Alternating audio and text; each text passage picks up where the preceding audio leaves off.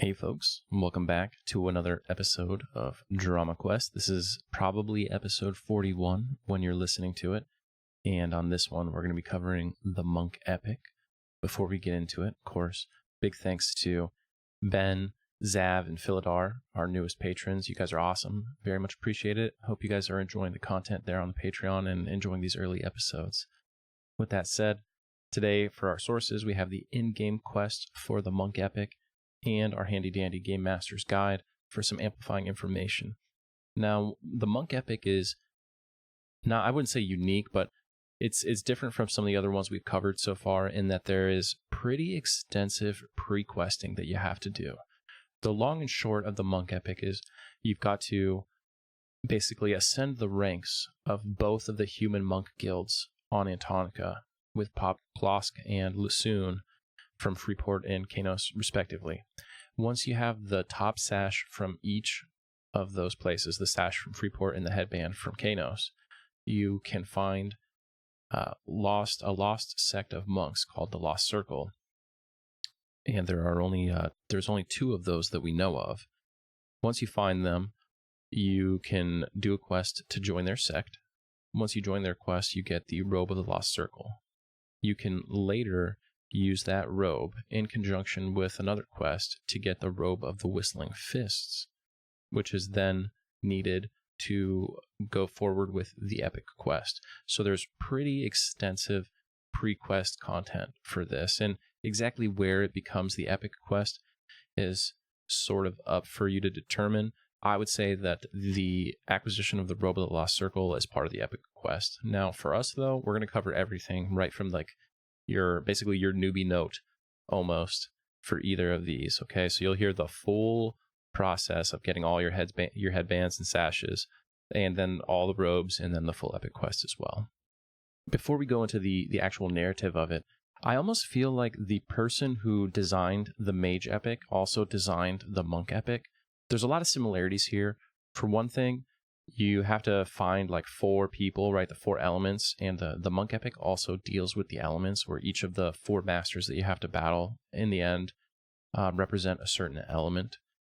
And then in a sort of climactic moment in each of the epics, the player says a line to one of the NPCs. Specifically, it is, "I am the one." And it just makes me feel like they were probably written by the same person. And on top of that, the fact that alphabetically they're directly in sequence makes me suspect that maybe the epic quests were potentially assigned to designers in little chunks. Like, hey, you've got the first 3, like cleric, bard, blah, blah, blah, druid. And so it just worked out that the person who had mage also had monk. And it might be as simple as that. We'll probably never know for sure, but it was just a point to consider. So we're going to start here by talking about the White Sash, which is the very first sash you get in the Ashen Order, which is the Monk Guild in Freeport. You would have recently turned in your newbie note and been directed to talk to Brother Velen Torresk. So he says, "Greetings, I am Velen Torresk of the Ashen Order. I'm in charge of training the newest members of our clan and helping them advance their skills and rank. When members perform certain tasks on behalf of the Order, they advance to a higher rank in our clan and are awarded a special sash." You say, "What special sash?" He says, "The sashes of Order are given out by various trainers of our clan. I give out the white training sash and the yellow sash of Order, and then Rhea is in charge of the orange and red sashes." So naturally you would ask him about the white training sash. He says, "The white training sash of the Ashen Order is awarded to our new members for completing a few simple tasks to prove their devotion to our clan. As you know, Freeport is a very hostile place, under constant attack for orcs, wild beasts, and even the undead. To help keep this city and its citizens relatively safe, we must help the militia protect the main gates.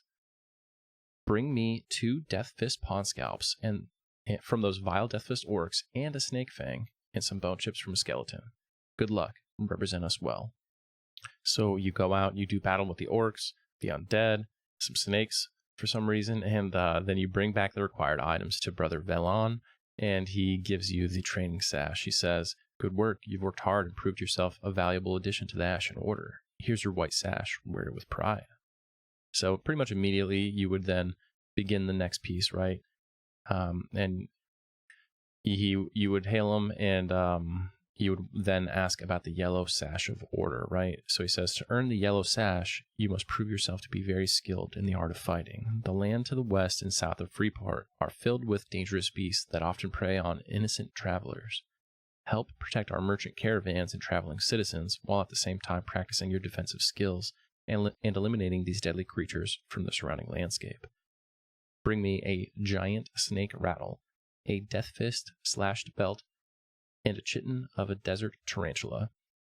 And turn in, of course, your white training sash, and I shall reward you your noble work. I will reward your noble work with our yellow sash of order. Good luck.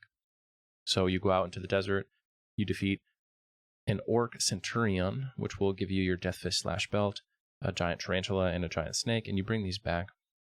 And he says, well done. You've proven that you're a very skillful fighter, and it is an honor to have you as a member of the Ashen Order. On behalf of Master Klosk, and under the watchful eyes of Qeynos, I present you with this, the yellow sash of order. Go out and make us proud. Now, this is the end of your quest line with Brother Vlan, and you will have to move on to the next person, Rhea, for the orange and red sashes. So you talk to her, you say, hey, hail Rhea Beslin. She says, greetings, I'm Rhea Beslin of the Ashen Order. I help to train our members, and I'm in charge of handing out the orange and red sashes of order. Would you like to know how you can get an orange sash? Or maybe you think you're ready to earn the red sash. You say, tell me about the orange sash. To prove your skills and earn the orange sash of order, you must bring me the following items: a greater lightstone, a cutthroat insignia ring, a legionnaire's bracer, and of course, your very own yellow sash. I will leave it to you to figure out exactly where to get these items. Good luck. This is the first one where we aren't given any kind of justification. Like the first one, they tell us we're helping to defend the gates. We're assisting the guards. The second one, we're defending travelers and caravans.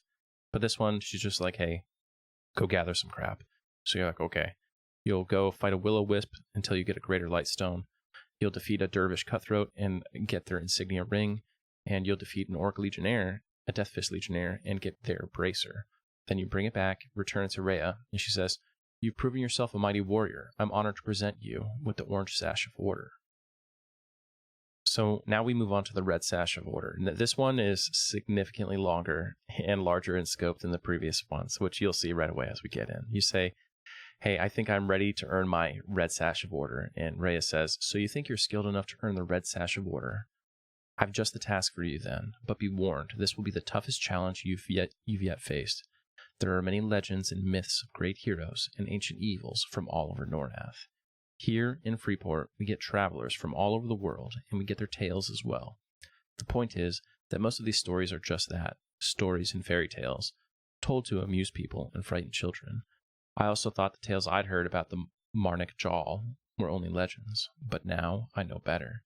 So you say, well, what task? I've heard a few legends of a powerful wand that Marnik himself used to wield. This was known as the Wand of the Burning Dead, and was rumored to instill its owner with mystical energies. The legends I've heard all differed on the wand's creation and powers, but the basic story was always the same. I'll tell you the legend if you like. The task I have for you is to bring me the two parts that make up the Wand of the Burning Dead, before they can be assembled and used for evil once again. Bring me Marnik's wand and the Sapphire of Souls, along with your orange sash, and you will have proven yourself a loyal member of the Ashen Order, worthy of receiving the red sash. So if we ask, we'll get a little bit more lore and detail on exactly who Marnik Jaw is and what the wand is. So you say, who is Marnik Jaw? Marnik Jaw led a cult of necromancers who followed the Burning Prince, Solsec Robe. He built an army known as the Burning Dead, and spread destruction and fire throughout Antonica. Over the years, the Burning Dead fought many fierce and bloody battles with the paladins of Prexus, the Ocean Lord. Though Marnik achieved many victories over the paladins, ultimately they were able to defeat him and destroy the Burning Dead. Legends say that before his defeat, Marnik created many powerful weapons and items, and wrote many books on his findings in the areas of magic. Many of these items were hidden away from the paladin forces and remain untouched, waiting for Marnik's return, as the legends go. So you say, what is Marnik's wand? Marnik's wand is rumored to be found in the depths of Befallen. Those who currently hold Befallen are said to be new followers of the Burning Dead, probably believing that they may one day be able to awaken the evil Marnik again. This group must be stopped, and these evil items destroyed before their wicked armies grow powerful enough to leave their horrible dungeon and spread throughout Antonica. Okay, so we know about the wand, but what about the Sapphire of Souls? The Sapphire of Souls is rumored to be held by a thief in Xeno. No one knows how this guy obtained the sapphire, but we believe he is trying to strike a bargain with those who are currently holding Befallen. Apparently, we aren't the only ones who know of the wand's powers, and this thief thinks he can make a profit from it. Sadly, his greed will surely lead to his death. It's interesting that she refers to him as this guy. It feels so out of place here. So then you say, tell me the legend. The legend of the Wand of the Burning Dead goes basically like this, though you may hear slightly different versions from others. Marnek did a lot of experiments and created an unknown number of diabolical artifacts and weapons. One of his creations was this wand. Marnek fashioned a charred wand from the scorched bone of a paladin of Prexis, and Solsek Ro himself created the wretched Sapphire of Souls. Then, Marnek and his priests combined these with the Burning Prince's blessing to create the Wand of the Burning Dead. Marnek used this wand and its powers in his evil and destructive reign over Antonica. Years later, as Marnek started losing battles to the Paladins of Prexis, one of his own followers, a necromancer named Qeynos, was able to steal the wand. Sensing Marnek's defeat, Qeynos made his way toward Otis, hoping to strike a deal with the Paladins for the wand. Would you like me to tell you about Qeynos? So you say, I would like you to tell me about Qeynos. Well, Qeynos was not as sly as he liked to think he was. Marnek knew full well what he was up to, but let him continue with his plans. Qeynos had arranged to meet with two paladins late one night on a small island in Erud's Crossing, a place that would be considered neutral ground. Sir Toran Nishal, leader of the paladins, knowing the power of the wand, was certainly not going to make any deals with the servant of Solsek Ro, and definitely not foolish enough to take any chances with this mission. Imagine the look on Qeynos' face when a ship carrying more than 25 paladins, including Sir Toran, arrived at the small island. The paladins immediately captured Qeynos and the wand and headed back to Eredin. Would you like me to tell you what happened to Toran? Tell me what happened to Sir Toran. Below the decks of the ship, Toran and his men questioned Qeynos and carefully inspected the wand. Toran ordered one of his men to pick up the wand and try to identify its true powers. The man picked up the wand, but was unable to decipher its magic. He handed it to Toran, just as Marnek and Solsek had hoped, and the wand exploded, instantly incinerating the ship and everyone aboard, and lighting up the sky with a giant fireball. Marnek's plan had succeeded. With the help and blessings of the Burning Prince, they had destroyed Sir Toran and the entire squad of Prexis' finest paladins. Years later, though, the paladins were able to regroup and ultimately defeat Marnek. The Wand of the Burning Dead was destroyed and gone forever. Or, at least, that's what we thought. This wand must never be allowed to be made whole again. So it's pretty interesting here that Sir Toran and Erudite, obviously, decided to mess with the wand while aboard the ship rather than just waiting to get to Eredin and then examining it in the safety of the city. Obviously, it didn't work out very well for him. So the two pieces that you actually have to gather for this quest are, of course, the Blackened Wand, which you can identify as Marnek's wand, dropped from Priest Amiaz in Befallen, and the Sapphire of Souls is the Blackened Sapphire, which identifies as Sapphire of Souls, dropped by Qeynos in Xeno. If you bring them both back with your orange sash, Rhea says, "Great job, congratulations. With the destruction of these evil items, the Wand of the Burning Dead will never bring harm to anyone on Noreth again. It is my honor to present you, on behalf of Master Klosk and the Ashen Order, the Red Sash. May Quellius be with you always. You have now ascended to the highest rung of the Ashen Order. You have the Red Sash. There's no further sash, though it's possible there was a plan at one point to add a black sash to go along with the black headband. Neither of these were available through conventional questing. So, having completed this, your next task would be to travel to Qeynos to join the Silent Fist clan and there attempt to rise through the ranks once again, starting from the bottom. In this endeavor, you would reach Finn Esrenab and talk to him. He says, "Hello, my name is Finn. Practice, practice, practice. That's my motto. It's my responsibility to train our members and to help them advance their skills and abilities. I also reward our members with colored headbands for completing certain tasks." What headbands? Yes, I give out the white, yellow, and orange headbands to our newer members, and Togan gives out red, purple, and blue headbands to our elder members. So you say, well, what about the white headband? That is our training headband. Beginning students can earn this by slaying 4 gnoll pups and bringing their scalps back to me. And you say, well, what are gnoll pups? They're vile creatures constantly attacking our cities and often killing innocent citizens. It's our duty to help defend Qeynos from their vicious raids. So you can go out into northern Qeynos, or even as far as Blackborough if you'd like, and find Gnoll pups to slay for their scalps. So you bring them back and he says, "Good job, keep up the good work. Here's your white training headband, wear it with honor, and make Lusun proud." So then you ask about the yellow headband. This is awarded to our students for helping clear out the evil that inhabits the old ruins of the Qeynos Hills. Just bring me back 3 putrid rib bones as proof of your good deeds, and turn in your training headband, and then I'll give you the yellow headband. So you head to the ruins in Qeynos Hills, and you fight the undead there until eventually you defeat enough putrid skeletons to get 3 putrid rib bones and bring them back along with your training sash, and Finn says, "Good work, and, as promised, here's your reward. It's an honor to present you this yellow headband for recent acts of courage and heroism on behalf of the Silent Fist clan." So then you say, "Well, what about the orange headband?" Finn says, "This is a difficult award to obtain. The city of Qeynos is, as you know, under constant attack by the Gnolls of Blackborough. The Silent Fist clan rewards its members who venture deep into this Gnoll stronghold and bring swift justice to these vile creatures. Please return 2 Blackborough Gnoll pelts, make sure they aren't ruined, and a Blackborough Gnoll skin as proof of your noble actions. Also, turn in your yellow headband, and then I shall give you the orange one. Good luck." So you go to Blackborough, and you can defeat pretty much any Gnoll to get the pelts, but the skin can only really come from shamans or elites, maybe some commanders, so basically the highest echelon of mobs in Blackborough, which is why he said it would be difficult to obtain. So you do that, you get your skin and your 3 pelts, and you return and turn them in, or your 2 pelts and your headband, and you turn them in, and he says, "It's an honor to present the orange headband of the Silent Fist clan to one of our finest members. So your name, the Mighty." This is a cool one. I like that you're seeing some inkling of your faction standing going up, not just like in faction messages, but like you're now one of the finest members, and you're so-and-so the Mighty. You're a person of importance, sort of, within the clan, so that's pretty cool to see. And now that you've got this headband, it's time to move on to the other trainer for the elder monks in the group here, Togan Sorost. He says, "Greetings. I am Second Master Togan. I'm here to teach the ways of our guild. For our more advanced members, I will give out headbands as a reward for their contributions to the clan." "Which headbands?" "The Silent Fist clan gives out colored headbands for various deeds completed by our students. Finn gives out the white, yellow, and orange headbands, and I give out the red, purple, and blue headbands." So you say, "Which red headband?" "Ah, you think you're skilled enough to earn the red headband of the Silent Fist clan. Well, if you can help us find Brother Dareb, you would certainly deserve the honor of wearing the red headband." "Who is Brother Dareb?" "Yes, Brother Dareb was last heard from over 2 weeks ago.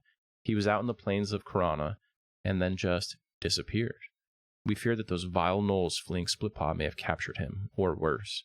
We sent Brother Shen to go search the Coronas and look for Dareb over 3 days ago, but haven't heard from him either. I fear the worst for both of them, especially if the Splitpaws are involved. Please, find and return our lost brothers to us. If they are not alive, bring back their remains so we may give them a proper burial, and if it is that evil Gannick Straw's doing, bring me his head as well, for the honor of the clan. You do this for us, and turn in your orange headband, and I will reward you with the red headband of the Silent Fist. Good luck." But before you go, you should talk to him a little bit more about some of the names that he brought down, right? So what about those Splitpaws? Well, the Splitpaws were a large clan of gnolls that lived in a burrow out in South Corona. They've been recently ousted from their home by a new clan of gnolls that are very powerful. We try to stay away from them if we can, for we do not know much about this new breed. The Splitpaws are on the move, and now is the only time to strike. If we wait too long, there will be no way to find our brother. Go now, my friend, we haven't much time. If you ignore his pleas that you go right now, and instead ask him about Gannick Straw, he'll say, Gannick Straw is the ruler of the now fleeing gnolls of Splitpaw. I've heard rumors that he's been dabbling in the dark arts of necromancy. Gannick is looking for more test subjects, no doubt to rebuild his stronghold. The good people of Antonica must put an end to his evil reign soon, or I fear he could grow much more powerful. So you go to South Corona and search for Shen and Dareb, but you're probably not going to be able to find them. You will, however, find Dareb's skull on High Shaman Fido, and you will find the head of Shen on High Shaman Chris Ock. Then lastly, you can confront and slay Gannic Straw, the leader of the Split Paw Gnolls, and bring back his head in conjunction with the remains of your compatriots and turn them into Togen. Togen says, "We are deeply honored to have such a great warrior as part of our clan. With a proper burial, Shen and Darab's souls will finally be at peace, and with the death of that vile Ganix, the plains will be much safer for travelers. It's a great honor to present you with the red headband of the Silent Fist clan." Now that you've got the red headband, you're ready to work on the final headband and the Qeynos quest line. Now you might be thinking to yourself, wait, what about the blue headband? Indeed, what about the blue headband? The blue headband, even though they mention it several times, there's no quest for it. And I think there was a rumor that if you killed him, you could get a blue headband, but since GMs can no longer be attacked, you can't find out. If you were to kill Lassoon, I believe you would get the black headband, which also drops from the monks from the Robe of the Lost Circle quest, but there's no quest to get that either. So we know there's other headbands out there. There's just no quest way to get them. And you could get, I think, almost all of these headbands, by the way, by killing people around the guild or other monks throughout the world. So most people nowadays just skip all this quest line by like killing the Robe of the Lost Circle monks and getting the robe, or killing the red sash monks out in front of Freeport Monk Guild and stuff like that. But with all that said, you having now acquired this headband, you'll talk to Togen one last time and say, what about the purple headband? He says, you think you are now skilled enough to deserve the purple headband of the Silent Fist clan? Very well. I have a task for you that will prove whether or not you are worthy of this honor. I have heard recent rumors of ancient evils surfacing once again throughout Antonica. These evil groups have discovered some items that are giving them mystical and dangerous powers. These items must be destroyed, or else the evils of Norath may gain control of the world's future. Bring me these evil items and turn in your red headband, and you will have proven yourself a mighty spirit and dedicated member of the Silent Fist. What evil items? These evil creations have been found all over Antonica, and no one knows, or at least no one admits to knowing, where exactly they were found. But we do know that they are currently in the wrong hands and must be destroyed. Please, seek out the skull of Gentra, the dagger of Marnek, and the coronet of buried blood, and bring them to me. So here we have another piece of Marnek, just like we did with the Freeport Guild. Tell me about the skull of Gentra. I don't know much about the skull. I've heard that it's resurfaced in the Gnoll burial grounds of Lake Rathtier. Apparently, this skull is helping to give these Gnolls the power to raise an undead army of their fallen ancestors. This evil must be stopped before their army becomes too powerful. What about the dagger of Marnek? The dagger of Marnek is a diabolical weapon created by the ancient necromancer Marnek Jal. Marnek was the leader of a small cult of necromancers who worshipped Solasek Ro. Marnek used this dagger in his ceremonial sacrifices to spread to the Burning Prince, to increase his power and show his loyalty to his god. His cult grew stronger, and the words of the evil axe spread all over Antonica. Legend has it that a group of paladins from Eridan, followers of Prexis, spent over 10 years searching out Marnek and his followers and finally destroying them. Though Marnek's evil reign was put to an end, many of his books and items are still being uncovered to this day. The dagger of Marnek is now being used by the evil inhabitants who control the depths of the fallen. Bring this dagger to me so that we may dispose of it and banish its evil forever. At this point, you're probably like, I literally just left the fallen a few days ago, but here we go again. And what about the coronet of buried blood? Togen says, it's an ancient headdress which is said to have belonged to the high priest of the Plexant Temple. The Plexant were known to be devout followers of Inaruk, and the coronet is supposed to have been blessed by the Prince of Hate himself. Apparently, the coronet now has fallen into the hands of a clan of goblins that dwell in the caverns of Permafrost. So hearing this, you would go to Lake Rathtier, and you would kill the Gnolls there until you get the skull of Gentra, usually from a Gnoll Empalmer. It's weird that it's not from a named mob, but you would get the dagger of Marnek from the Thaumaturgist in Befallen, and you would get the coronet of buried blood. I don't know why I keep pronouncing that word wrong. It's like, whatever. Anyway, I'm sorry, folks. From High Priest Zaharn, next to King Thex-Ka IV in Permafrost. You bring them back to Togen along with your headband, and he says, in honor of your recent acts of courage and dedication, I reward you with the purple headband of the Silent Fist clan. So now that you have become a master of both monk guilds on Antonica, you have to ingratiate yourself with a lost order, the Brotherhood of the Lost Circle, of which there are only 2 monks remaining, Brother Quinn and Brother Zephyl. You have to find one of them to initiate the quest. For this, we're going to assume that you found Brother Quinn, who would be in South Karana. In either event, if you found Brother Zephyl first, he would be in the Wrath Mountains. They're both rare spawns, and sometimes when you see them, they'll be in the robe that you're looking for. They're pretty powerful, so if you want to kill them and just take the robe instead of doing all this questing, you could do that, but bring some friends. Anyway, you find Brother Quinn, and you say, "Hail, Brother Quinn." He says, "In the name of the Brotherhood of the Lost Circle, I greet you." What a weird way to greet people, right? And you say, "What is the Brotherhood of the Lost Circle?" He says, "The monks of the Whistling Fist are called the Lost Circle by others. We are an ancient league of monks, long forgotten and nearly extinct.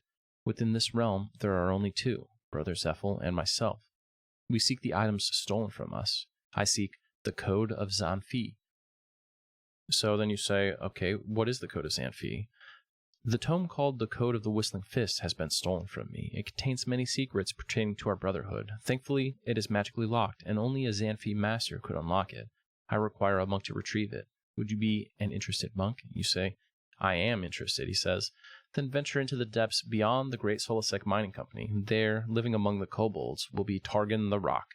Get the book from him, then return here and wait for my reappearance. When we meet again, you shall hand me the book and a purple headband earned from the Silent Fist clan. Do so, and you shall be closer to joining our Brotherhood." So you would also want to stop and say, well, what are the monks of the Whistling Fist? And he would say, "The monks of the Whistling Fist were forged from the vision of the great master Zanfi. When the Combine Empire reigned supreme, a single bard grew to learn the ways of the monk. This bard was Zanfi. The Brotherhood was all but destroyed in the times that followed. Now only a few remained to carry on Zanfi's legacy." So it's interesting that Zanfi was a bard, but that comes up later when we get the Robe of the Whistling Fist. You can also ask him about Brother Zephyl, who he mentioned previously. He'll say, "Brother Zephyl is searching for one who can return the idol of Zanfi. I believe he is somewhere in the vicinity of the Wrath Mountains." And you can ask him about the idol of Zanfi as well. And he'll say, "The idol of Zanfi is a totem that is sacred to our Brotherhood. I cannot share its secrets, but I can tell you that Brother Zephyl will offer you a reward for its return." So you go out, you find Targan the Rock as a rare spawn in Solasek B, aka Nagfin's lair, with the kobolds as promised. I don't know why he was there. I don't think we get much information on it. But you get the Code of Zanfi and you bring your purple headband back, and he says, "We thank you for the return of the Code of the Whistling Fist. Take this sewing needle. You shall find it useful should you aid Brother Zephyl in his quest. His item, the needle, a swatch of shadowed silk, and a scroll containing Jonathan's whistling war song. Into a sewing kit they will be going, and into the Brotherhood will you. I hope you do not wish me to return the headband."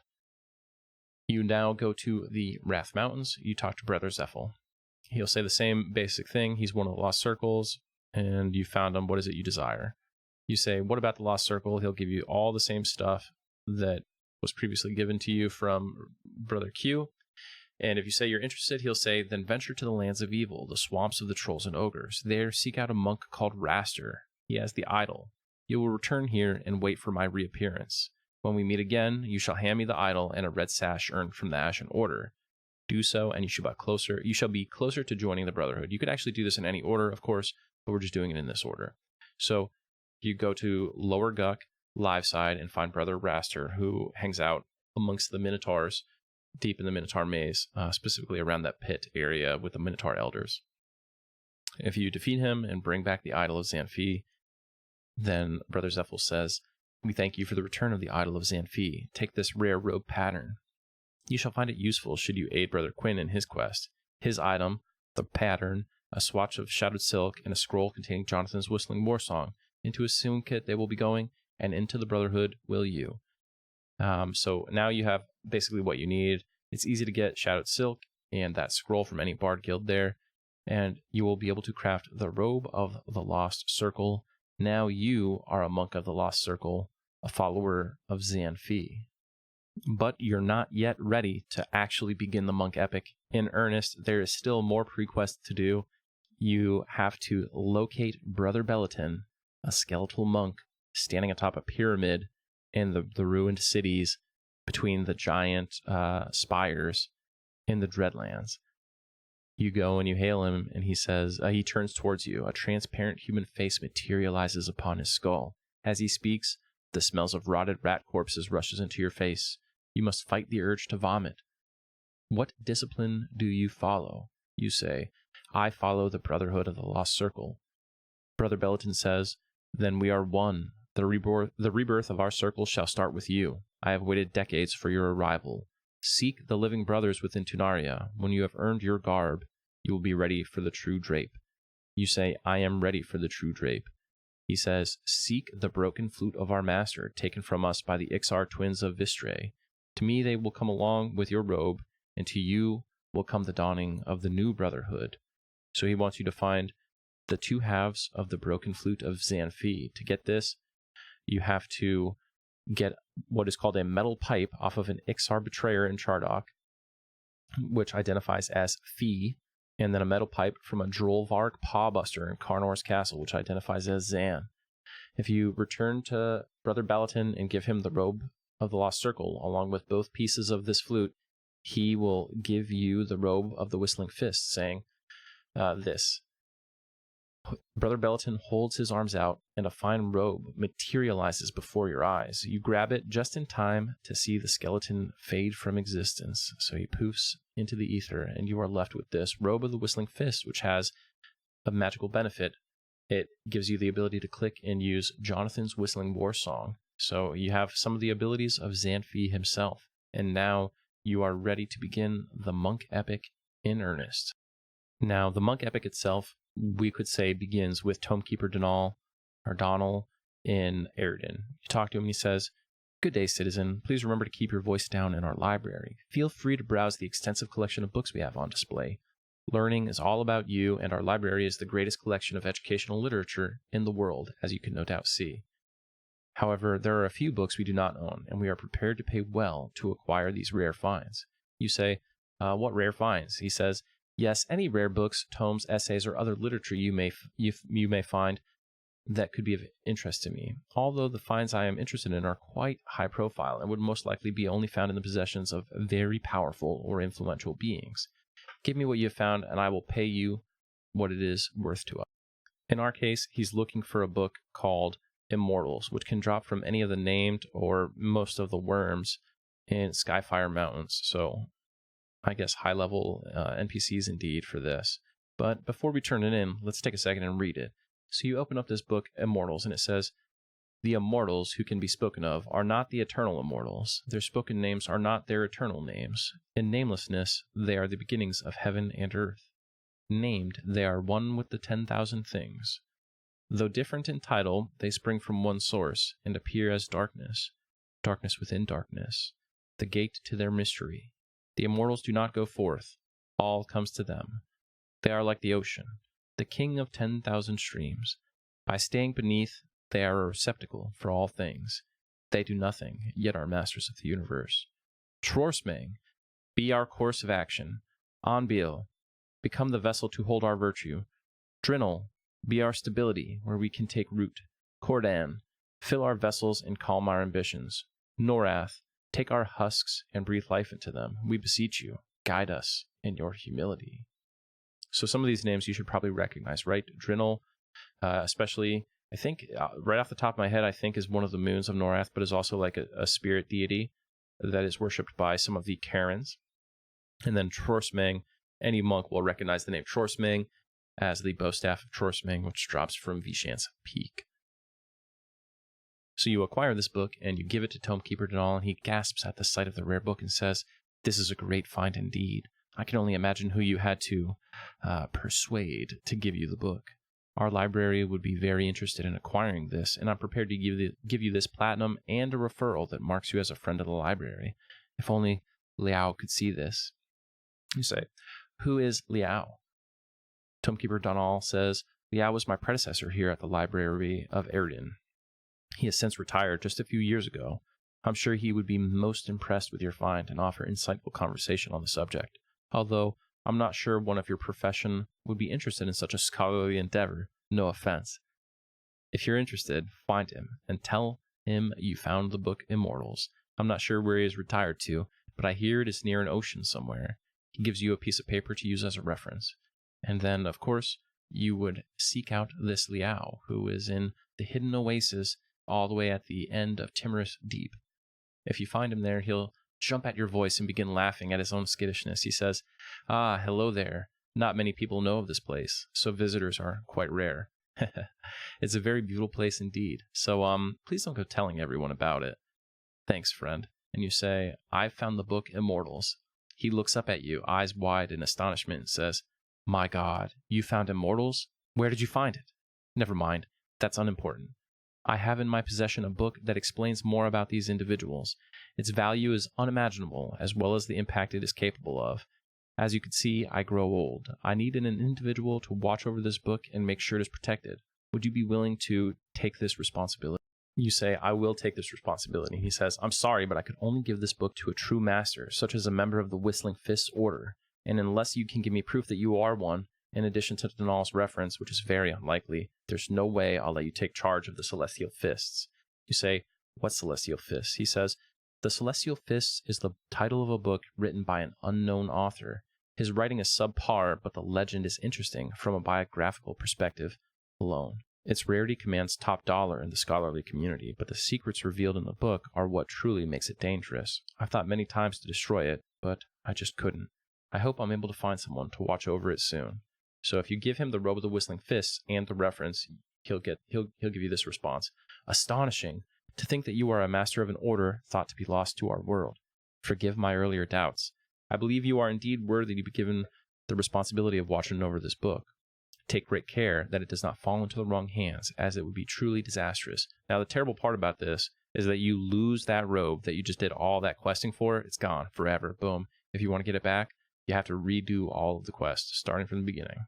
So he hands you the book, The Celestial Fists, but unlike Immortals, this one is ineligible, or is illegible. You can't read it. I don't know why I also can't read right now, but yeah, the book is illegible.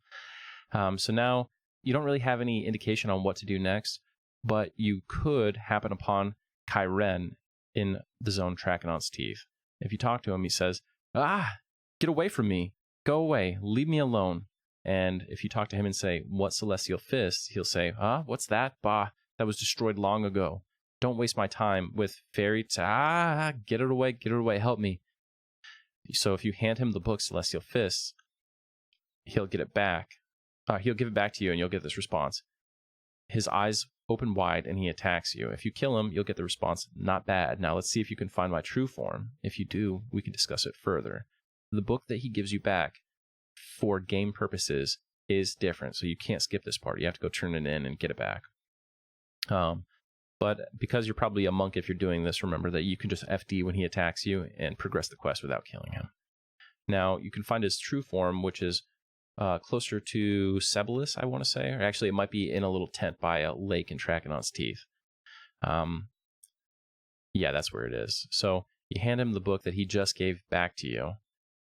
And he says, "Now then, where did you find this, monk? This is not some light reading to be borrowed from the town library. Who gave this to you?" You say, "I got it from Liao." He says, I've never heard of him."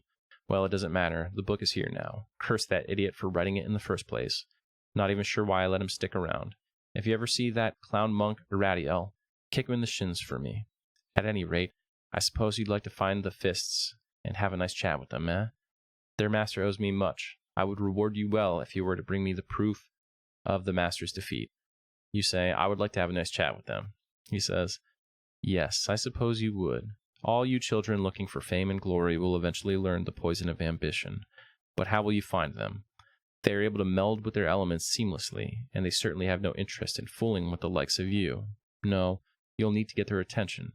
Fortunately, I know how you can do this." You say, "How can I do that?" Kyren then says, "My guess is that the weakest of the fists will be the easiest to draw out. He is egotistical and arrogant. How he came to master the discipline of fire, I do not know. He will most likely be in another form, one of his element. When you find the one you believe to be the fist, you must challenge him. If you use his true name, Ejag, in your formal challenge, he will respond. A flame can burn intensely, but it cannot last for long. Know this when you battle him." So now you've got to find Ejag. The place to go is Lavastorm Mountains, where you can find a fire sprite. And if you say, I challenge Ejag, you'll hear a zone-wide shout. And he'll say, what imbecile dares challenge a celestial fist? Do you even know what you're challenging? Ha! You're nothing but an insect. I will enjoy crushing you. I have not charred the flesh of an idiot in decades. If you truly wish to fight me, the battle shall be held in my own element. Come, challenger. Come down to the pits of flowing fire. So now you've got to go into the giant lava pool that is in Lavastorm, and there in the middle of it is rooted Ejag. So you've got to fight him while in the lava. If you defeat him, he'll drop a charge scale. You take that back to Chiron and show it to him. And he says, impressive indeed. Now that you have broken the chain of the fists, the others may come toppling down if you persevere. The fist of air is now the weakest, then earth, and finally water before the master of them all, Vorash.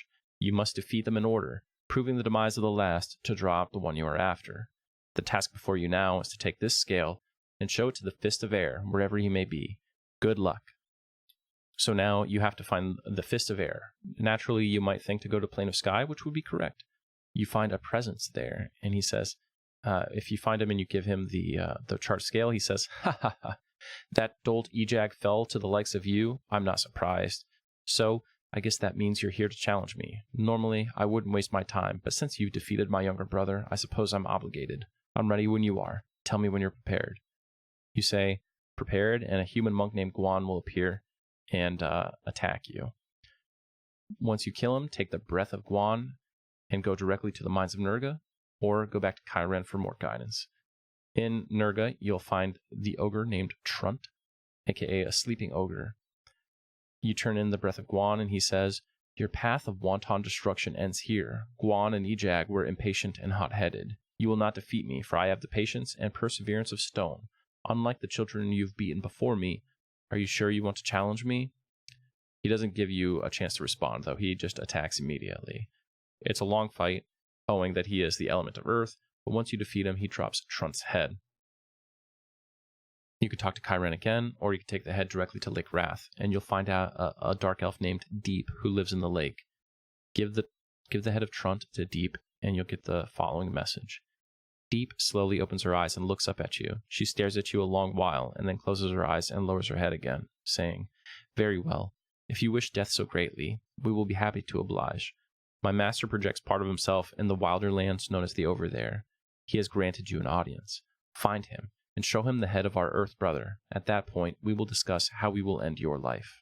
So now you can find the astral projection at the bottom of the chasm in the Over There. You give the head of Trunt, and you get the following response.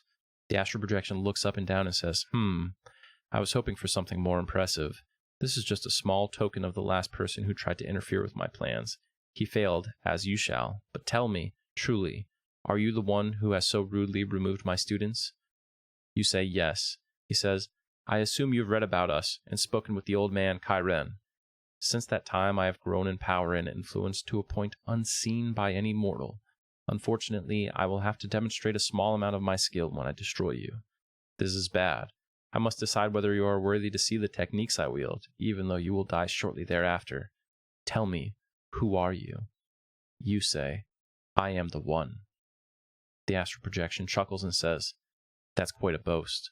All beings strive for nothingness at the most basic level of sentience. However, none ever achieve that. Not even I have discarded my ego, yet. And you stand here and tell me you have? Perhaps you will be a worthy opponent. I shall be waiting in the great lake near here. Take that token as proof of things to come for you. If you still wish to throw your life away so needlessly, return it to my image there. I await your decision. He gives you the Eye of Chiron, the master who has been guiding you through this epic quest. But you take that eye, knowing that you're going into a great battle, one that Chiron previously lost, and you return to the Lake of Ill Omen, where you can find that astral projection once again. You give the eye of the astral projection to the eye of Chiron to the astral projection, and he'll despawn, and Deep and Vorash will both spawn and attack you. Once you defeat them, Vorash will say, Foolish mortal, you think you have defeated me? Now witness the true power of Ralos Zek. Xeno Vorash, a giant skeletal version of himself, will spawn on the platform, and then he'll attack you as well. Defeating Xeno Vorash will end with him dropping a demon's fang. So you take that Demon's Fang and return to Qeynos and give him the Book of the Celestial Fists and the Demon's Fang. Qeynos bows his head and breathes a long sigh, as if relieved of a great weight. He then looks up at you and says, "I honestly did not believe you could have defeated Vorash. Even though he sought nothing but war and bloodshed, it is a life nonetheless, and we must mourn him. I will sew these fangs into magical fist wraps, and they shall be yours. Remember, Xeno Vorash, a purpose can be found for every situation and every individual. To achieve perfection is to perceive this truth." He gives you the Celestial Fists. With that, your epic quest is complete, but we still have our narrative version to read from the Game Master's Guide, so I'll go ahead and I'll do that now. The Celestial Fists. These potent weapons were created by Qeynos, a monk whose journey towards enlightenment is documented in the very stitching of his hand wraps. As a youth, Brother Qeynos advanced quickly through the ranks of his ascetic order, proving to his masters time and time again that he was capable of outstripping all that his hometown of Qeynos could offer. There was no task set before him that Qeynos did not pursue and conquer. And in a remarkably short time, he was inducted into the ancient order of the Whistling Fists. Once he had proved himself worthy to don the robe of the order, Qeynos walked the land in search of experiences that would help him grow in both wisdom and skill. In time, young Qeynos happened upon a cult of fallen monks who called themselves the Celestial Fists. Vorash, the Celestial Fist leader, attempted to lure Qeynos into his new order, having been impressed by the young man's apparent skill. Vorash promised Qeynos glory and power the likes of which the youth had never seen. The master claimed that he and his senior disciples had wrested control of the elements themselves. Holding true to the honor of the Whistling Fists, however, Qeynos refused Vorash's offer, and, perhaps foolishly, challenged the master to a duel. Vorash quickly defeated the brash young monk, and, though he spared Qeynos' life, he took the young man's eye as a reminder of what happens to all who dare oppose the order of the Celestial Fists. Qeynos fled to the jungles of Qeynos, badly hurt in body, and worse, humiliated and ashamed. Months passed, and meanwhile, Vorash and his order grew in power. Qeynos, in his isolation, meditated on this defeat, until finally a voice within him urged the heroic young man to return to put an end to the evil of the Celestial Fist. If Vorash and his disciples were allowed to continue, Norath would surely suffer. Qeynos tore the hem from the bottom of his prized robe and wrapped his hands with the strips of cloth. He began training anew, practicing his deadly hand techniques upon the great trees of the jungle until his hands grew mightily calloused, and each day he added another strip of cloth to the well-worn strips already upon his hands. And into each layer he poured his own desire and his dedication to the balance. Only a few short months later, he was ready. This time, he would not begin with Vorash himself, however, for he had learned wisdom. Instead, he would bring down the Celestial Fist from the bottom, as one fells a tree. He would start with the lowest of Vorash's order. One by one, Qeynos defeated Vorash's underlings, soon working his way up to the master's most accomplished disciples. Upon defeating the disciple of fire, Qeynos gained the destructiveness of flame, and his hand wraps too tingled with new power. After deposing the disciple of earth, the young monk gained the strength and the might of the mountains. The disciple of air's demise gave him the swiftness and deftness of the wind. And after each victory, the hand wraps also absorbed some measure of his enemy, until they held harnessed within them the essence of all the elements. The time had come for Qeynos to face Vorash once again. Enraged by this upstart's triumph over his most able disciples, Vorash met Qeynos upon the shores of Lake Ilomen. Conjuring up some wicked power, the master transformed himself into a great skeletal abomination, lashing at Qeynos with vicious claw and enormous fang. But Qeynos felt the power of the elements coursing through his body. Confidence filled his spirit, and he knew, beyond a doubt, that he could vanquish this evil before him. He landed blow after mighty blow upon what was once Vorash, until the great abomination moved no more. Qeynos, honorable to the core, knelt and mourned the loss even of so foul an enemy. The young master pulled a tooth from the pile of bones and sewed it into his hand wraps, and then buried the wraps, along with Vorash's remains, somewhere on the continent of Qeynos. Power such as that held by the wraps, according to Qeynos, was best left to the elements. In the hands of one without wisdom, the wraps would only bring suffering to Norath. He knew the power within the wraps could easily sway even the most careful individual. So that was it, folks. That is our monk epic history and lore. I hope you enjoyed it. Personally, I enjoy the monk epic as it exists in the game, and the narrative version, I think, takes a few too many liberties with it. So when it comes to canon, right, of course, the game is always the primary source. I had a great time doing this. I hope you guys enjoyed it. Hope you like and subscribe to the video as you listen to it. And of course, remember, join Faceless on the 25th anniversary server Teak so that you can get your monk epic and have a lot of fun killing dragons, gods, aliens, zombies, and many other things over the next couple years with us. Thanks.